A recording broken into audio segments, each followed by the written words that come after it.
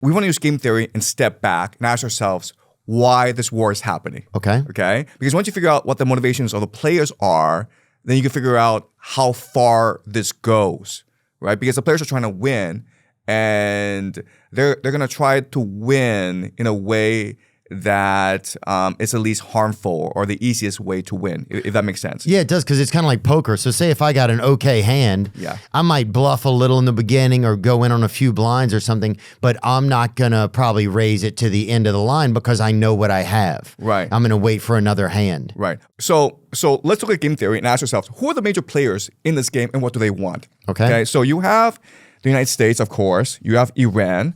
You have Israel. And I would say the fourth major country is Saudi Arabia. Okay. And why are we even in this conflict? That's right. And so we're trying to figure this out. Because that's been a big question in America, especially amongst a lot of my peers. Why are we there? Why are we putting our troops there? It doesn't seem like we have a real interest. I know there's the rumors of weapons of mass destruction again. Yeah. There's rumors of nuclear weapons held by Iran. But I think a lot of people feel like we've fallen for that trap before. Yes. In Iraq. Yes. And in Kuwait. Yes. And that it could just be the same sort of fool's errand again. Yeah, exactly. So it's a great question. Like, why did America attack Iran after the failures of Afghanistan and Iraq? Well, and also Trump, our president, said that we would not go to war with Iran. That's right. That's right. So yeah, what do you think's happening? Yeah. So I want to refer you to something called a clean break memo. Okay. Clean break memo? Yes. It's really important we understand this if we are to understand what's going on. The clean break memo, maybe your producer can bring it up. The clean break memo written in 1996. Okay. Okay. And so let me give you some background. So Bill Clinton is in office, and Bill Clinton is obsessed with peace in the Middle East. And because it rhymes, probably. Yeah. And the Israelis have decided that now is a good time for a two-state solution. And the reason why is that throughout its history, Israel was always in conflict with the other Arab nations around it because of the Palestinian issue. Right. And the idea is that if Israel is to have security, it needs to resolve the Palestinian issue. It needs to give the Palestinians its own state. And then once that happens, then the Arab nations can resume diplomatic relations with Israel. They can trade peacefully, and the Middle East will be prosperous and peaceful, right? But you first have to resolve the Palestinian issue. Because a lot of the Palestinians were Muslim, right? That's right. And a lot of the surrounding areas are also Muslim. Around Israel are also Muslim. That's right. Okay. So they're sympathetic towards the their kind Muslims, right? So, for example, Saudi Arabia, the royal family said that as long as the Palestinian issue is not resolved, we will never ever have peace with Israel. Okay, so this is what we call the Oslo peace process. Yeah, the Oslo Accords, right? That's right. That's right. And the majority of the Israeli population was in favor of this. And the major leader who is spearheading this movement in Israel is Isaac Rabin. What's the name? Isaac Rabin. I'll spell it for you, okay? Isaac Rabin. Isaac Rabin. Yitzhak Rabin. Yes, okay? Yitzhak Rabin. And he was determined to have eternal peace with the Palestinians, to resolve this issue once and for all by giving them a state. Okay. So he and Clinton were aligned with figuring this out. That's right. That's right. And they also had Arafat to help them out as well. And the Arab nations, especially Saudi Arabia, were very supportive of this process. But there was one person who was opposed to the peace process. His name is Benjamin Netanyahu. And he assembled a team of people, mainly Americans, who developed a new policy for him called the Clean Break Memo. Okay. And what the Clean Break Memo says, it's a very short document, it's only about 1 page. What it says is screw peace, because our neighbors are Arabs and they only understand power. So if you want peace, you don't negotiate, you don't compromise. You hit them hard, you keep on hitting them hard until they respect you. Okay? Mm-hmm. So there are 3 major pillars to this strategy called the clean break. The first is go after the Palestinians hard. Don't give them the land. Don't compromise them. Teach them to respect you. Okay? Show power. Make them afraid of you. Okay. That's number one. Number two is you have to rejuvenate the Israeli economy by adopting neoliberalism. Forget socialism. Let's go with capitalism. Because at this time, socialism was very popular in Israel. And the third thing is to establish balance of power in the Middle East. Balance of power in the Middle East. And the way you do that is you destroy regimes that could potentially threaten you. This includes Syria, and this includes Iraq. And so the strategy calls for working with Turkey and Jordan to destabilize Syria. And it calls for regime change in Iraq. Okay. It's called a clean break memo. Okay, a clean break, a new strategy for securing the realm, commonly known as a clean break report, is a policy document that was prepared in 1996 by a study group led by Richard Pearl for Benjamin Netanyahu, then Prime Minister of Israel. The report explained a new approach to solving Israel's security problems in the Middle East with an emphasis on Western values, which that means, I guess, more like a capitalistic values. That's right. It has since been criticized for advocating a policy of removing Saddam Hussein from power in Iraq. That's right. And the containment of Syria by engaging in proxy warfare and highlighting its possession of weapons of mass destruction. Certain parts of the policies set forth in the paper were rejected by Netanyahu. However, the report was ultimately adopted and serves as a foundation for modern-day Israeli global affairs. Is that true? Well. Yeah. So something really important for us to appreciate is the study group. There were two major participants in the study group: Richard Pearl and also Douglas Faith. Okay. Okay, got it. Right. And this is important because these two are Americans, and a few years later, they will work for the Pentagon. And Douglas Faith and Richard Pearl work with Paul Wolfowitz. And these three will become the architects of the Iraq War. Paul Wolfowitz? Yes. Okay, so you're saying two of the people that came up with the clean break memo Yes. then went on to work for the Pentagon. Yes. And they're the architects of the Iraq War. Okay, so they were architects of the Iraq War. Here we go, Douglas J. Faith, an American lawyer who served as Secretary of Defense for Policy. Faith has been described as an architect of the Iraq War. In the lead up to the war, he played a key role in promoting the false claim that the Saddam Hussein regime had an operational relationship with al-Qaeda. A Pentagon Inspector General report found that Faith's office had developed, produced, and then disseminated alternative intelligence assessments on the Iraq and al-Qaeda relationship, which included some conclusions that were inconsistent with the consensus of the intelligence community to senior decision makers. The other thing about Douglas Faith is he has been suspected for a long time of being an Israeli asset. Okay. But despite that, he was still able to climb the hierarchy, which is very weird because the FBI and the CIA determined in the 1970s that he could possibly be an Israeli asset. Wow, so that's interesting that he would be, that they thought that, and then he was still able to climb the ranks. Very interesting. Yeah. Yeah. Yeah. But not only him, but Richard Pearl was also suspected of being an Israeli asset. Richard Norman Pearl is an American political advisor who served as the Assistant Secretary of Defense for Global Strategic Affairs under Ronald Reagan. Pearl was an architect of the Iraq War. Yeah. He claimed that Saddam Hussein regime possessed weapons of mass destruction. Okay. So we need to understand what the clean break memo really is, okay? And what it really is a blueprint for the Greater Israel Project. And the Greater Israel Project is a belief among certain Zionists that the entire Middle East belongs to Israel. And just to be clear, this isn't Jewish people. We're talking about the Israeli government and extremist views, right? That's right. It's not necessarily a Jewish person. Zionist is someone who believes in supremacy of Israel. Okay, so a Zionist is someone who believes in supremacy of Israel. Look it up, Nick, because I hear the term. We might have talked about it before. We've probably talked about it before some, but I don't know if we've ever looked it up. Zionism is an ethnocultural nationalist movement that emerged in late 19th century Europe to establish and support a Jewish homeland. What does ethnocultural nationalist mean, Nick? Can you click on that? Ethnic nationalism is a form of nationalism in which the nation and nationality are defined in terms of ethnicity. What does that mean?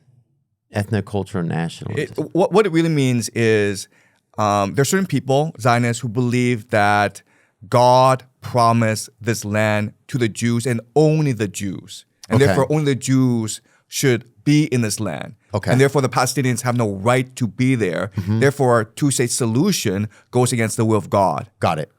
That's what it really means. Okay, wow. But what about people who just believe that that Jewish people deserve to have their own place as well? Is that Zionism? So there are different forms of Zionism. Okay. And what I'm referring to an extreme form of Zionism that has taken hold over Israel. Okay. Because remember, in the 1990s, the majority of people were supportive of a two-state solution. They wanted peace with the Arabs. In 1990s, is that true? Let's bring that up. Let me see. In the 1990s, the Israeli public was deeply divided rather than in full agreement regarding a two-state solution, while the signing of the Oslo Accords in 93 generated strong initial hope and fluctuating majority support for the peace process at various points. Substantial portions of the population, including right-wing political factions and the settler movement, opposed partitioning the land. So there was some support for it. Okay, so you have this extreme, so you have an extreme group. Yeah, the settlers, basically. Okay, so the group you're talking about is an extreme group that's supporting this clean break. That's right. Right? That wanted a greater Israel. That's right. That's an extreme group. That's right. And they were led by Netanyahu, who became prime minister in 96 to implement the Greater Israel Project. He's been in power for the past 20 years. And if you look at what's been happening in the Middle East, right? The Iraq War. And then after that, the invasion and regime change in Libya, in Syria, and now this attack against Iran. It is consistent with the clean break memo. Got it. And what is amazing is that this transcends politics. Both the Democrats and the Republicans are participating in the implementation of the clean break memo. You mean American Democrats and American Republicans That's right. So it was George W. Bush which launched the war against Iraq, but it was Obama who supported regime change in Syria and in Libya, which is also part of the clean break memo. What I want to do now is show you a video. This is important we watch this video together, okay? And so the video is General Wesley Clark, and he's talking to Amy Goodman.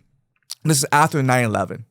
And so 9/11 was a traumatic event for Americans. And the assumption was that the U.S. military would seek vengeance against the Taliban and Al-Qaeda by attacking Afghanistan.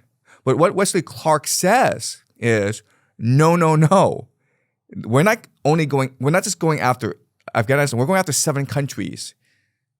And let's listen to what he says. So this is how do we know this isn't is this a theory or is this facts? That's what I'm wondering. Oh, it's all facts. The clean break memo is a fact. And Wesley Clark saying this to Amy Goodman, I mean, it's on YouTube. Okay, and this is U.S. Army General Wesley Clark, right? That's right. Okay. And he's retired now. He's talking to Amy Goodman about what happens after 9/11. Okay. About 10 days after 9/11, I went through the Pentagon and I saw Secretary Rumsfeld and Deputy Secretary Wolfowitz. I went downstairs just to say hello to some of the people on the Joint Staff who had used to work for me. And one of the generals called me in. He said, "Sir, you got to come in. You got to come in and talk to me a second." I said, "Well, you're too busy." He said, "No." He says, "We've made the decision. We're going to war with Iraq." This was on or about the 20th of September. I said, "We're going to war with Iraq. Why?" He said, "I don't know." He said, "I guess they don't know what else to do."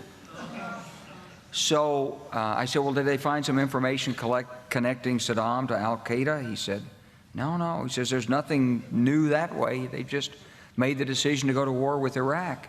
He said, "I guess it's like we don't know what to do about terrorists, but we've got a good military and we can take down governments." And he said, "I guess if the only tool you have is a hammer, every problem has to look like a nail."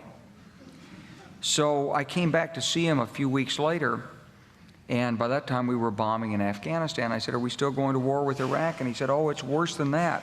He said, he reached over on his desk, he picked up a piece of paper, and he said, He said, I just got this down from upstairs, meaning the Secretary of Defense's office today, and he said, this is a memo that describes how we're going to take out 7 countries in 5 years, starting with Iraq and then Syria, Lebanon, Libya, Somalia, Sudan, and finishing off Iran. I said, is it classified? He said, yes, sir. I said, well, don't show it to me.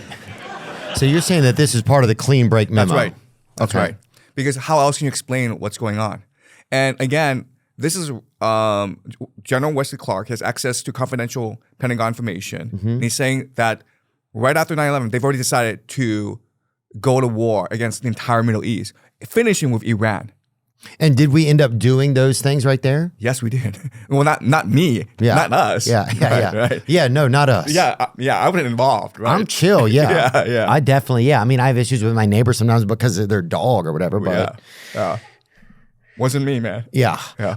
So, but we've gone, but have we done those things that they said in that video? And that have we gone to war with those places? Yeah. What was the places he listed? So Syria, right? That's done. Libya, Iraq. Was Somalia one of them? Yeah. Iraq, Syria, Libya, Lebanon, Somalia, Sudan, and Iran. So Iran's the last on the list. It's the final boss. Final boss. That's right. Wow. Yeah. A final boss. Oh, that's the Mike Tyson right there. Yeah. But why do you feel like, so you feel like America is working at the behest of the Israeli government, of Netanyahu's choices? Well, Like, what do you think that relationship is there? it seems. So, because if this is true, then it would say that America's working at the behest of Netanyahu and some of these other people who this is what they want, right?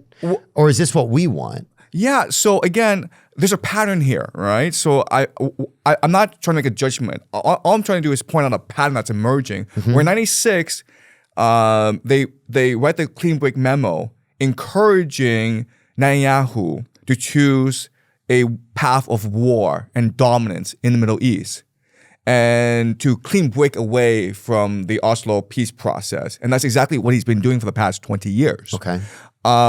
Then these people, specifically Richard Pearl and Douglas Fife, they go work for the Pentagon and they help implement a lot of the clean break memo policies by starting a war against Iraq for no particular reason.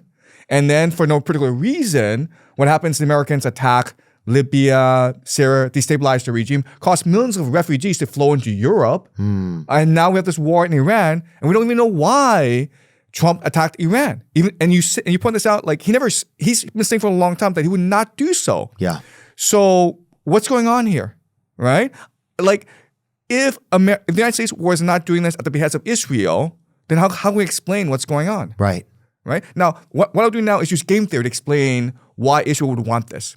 Okay. Right? Because this will be hard for Americans to understand. All right. For Americans to understand. Okay. But like Wesley Clark says, we need to remove 7 nations in 5 years, and they're doing that. Right? Iran is the final boss, and the idea is there are Zionists who want to achieve the Greater Israel Project, and the idea of the Greater Israel Project is that Israel will dominate the Middle East, and only if Israel does that will Jews have security in the Middle East. Okay. Okay. Now, weren't they secure before? Like, I don't understand why they weren't secure. Right. So they weren't secure because the Palestinians were in revolt against them. The Palestinians felt that they were being oppressed, that their land was stolen from them. And so they were engaging in terrorist activities against the Israelis, including bus bombings, including airplane hijackings. But why wouldn't Israel just figure that out instead of go this other big route? It seems like, you know what I'm saying? It seems like if it's me figuring out something with a neighbor as opposed to battling the whole town, it would seem like more at my behest, like a wiser choice to just figure out something with my neighbor. Right, because you have a brother who's kind of crazy, and your brother believes that this house is not their house, it's our house, which was stolen by this other family. And so we have a right to go take it back from them. Okay. And there's nothing you can do about your And you're crazy saying brother. Netanyahu's the crazy brother. Basically, yes. Okay, got it. Right. Got it. And these are people we call the settlers, right? Okay. These are people who go against Israeli national law and go and forcefully evict Palestinians from their homes, even though this is against Israeli national law. Yeah, I know there's a lot of cases of that. You can see them on YouTube too, of people getting evicted from their homes for no reason, people taking people's land. A lot of heartbreaking stuff out there. Okay, so now you're showing me, what is this you're looking at here? So let's just take what we know and draw things to their logical conclusion. So this is game theory. This is game theory, okay? If you believe that this land was given to you by God, and it says so in the Bible, okay? And you believe that it is Israel's destiny to dominate the Middle East, your real enemy is not Iran, right? Who's your real enemy? The United States of America. Oh, the United States. Right? Because the United States provides security guarantees to many Arab nations. Saudi Arabia is protected by the United States. And Saudi Arabia is part of the Greater Israel Project. Egypt is protected by the United States. Egypt is also part of the Greater Israel Project, right? So what you need to do is remove both Iran and the United States from the equation. And the best way to do that is to have them go to war against each other, right? And then Israel is the last nation standing. And then they achieve the Greater Israel Project. But this is game theory, by the way. This is game theory. Yeah. But how would you, how would America, I mean, our country's way over here, and I know that's I know that doesn't mean everything, that we have this geographical space, but how would we be defeated in it? Well, we would be, the United States would be defeated if this war becomes so unpopular at home that the people revolt, and that forces the American military to retreat back to American borders. Okay. So then we would lose that war, but we wouldn't lose our country, though. No, wait, yeah. I mean, the United States wouldn't lose their country, but they would lose the empire. Yeah. Oh, so we would completely remove ourselves from the Middle East. You're saying remove ourselves from all of our allies, and then Israel would have the ability to control them. That's right. But why doesn't Israel just go control them and not even involve us? Because Saudi Arabia and the other nations of the Middle East, they have a lot of money, and they invest trillions of dollars in the U.S. economy in exchange for U.S. protection. Got it. Yeah. Wow. You know, one thing that has scared me, and I've heard a lot of people talk about it, was like a lot of like the technology and stuff that that was used in Palestine, like during a lot of the genocide over there. It's like drones being used to kill people, being used to kill children. We had a doctor on who was talking about children getting shot just right down through their bodies, you know, like in a way that was like, it seemed very logical that drones were the ones that were doing it. All the reporters being killed there so that nobody could transfer any real information out of the world over there. One of those things, especially with the technology, and then you start to see the surveillance stuff happening in America, it starts to make you think, well, why wouldn't it come here? Like, if, you know, like that's certainly a fear that I hear a lot, is that that we're going to become in this surveillance state, and then the same thing could happen to us over here if we're out of line with if Israel were to gain control of America, and then we're out of line with something that they see or some behavior or something, or they want to move people here off of their land. You know, that's something that's very scary. Yeah, so if you look at Gaza, I think Gaza is the pilot for a surveillance state. You think it's pilot for what? For a surveillance state. Yeah, as a testing ground. That's a testing ground for surveillance state. Because like the theory is that once Israel achieves the Greater Israel Project, it now needs to control this entire area. And there aren't that many Jews. So it needs surveillance technology in order to control the local population. What I think will happen, and this is going to shock a lot of people, is right now Israel is very close with India. And India, the population is booming, and there's a lot of young people. And if you just let them stay in India, they're going to revolt against you because the economy's not doing so well. But so what if Israel and India were to get together and says, hey, let's bring in millions of Indians to work now in the Middle East, because war has destroyed the population of the Middle East. And now you can use surveillance technology to control these Indians. And the Indian people are used to a caste system anyway. So the idea that the Jews are at the very top, right? And the Indians are working class, doing the labor, and it's all being controlled by surveillance technology. Well, you would achieve the Greater Israel Project. Wow. And do you think that's what's going on?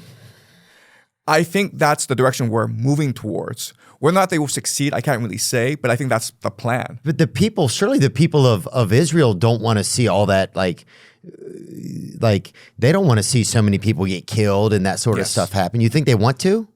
I think Israel may be heading towards a civil war between two places. You have Tel Aviv, which is the gayest city in the world, very liberal, very cosmopolitan. You mean gays, like people being gay? I mean real gays. Like men that hug each other?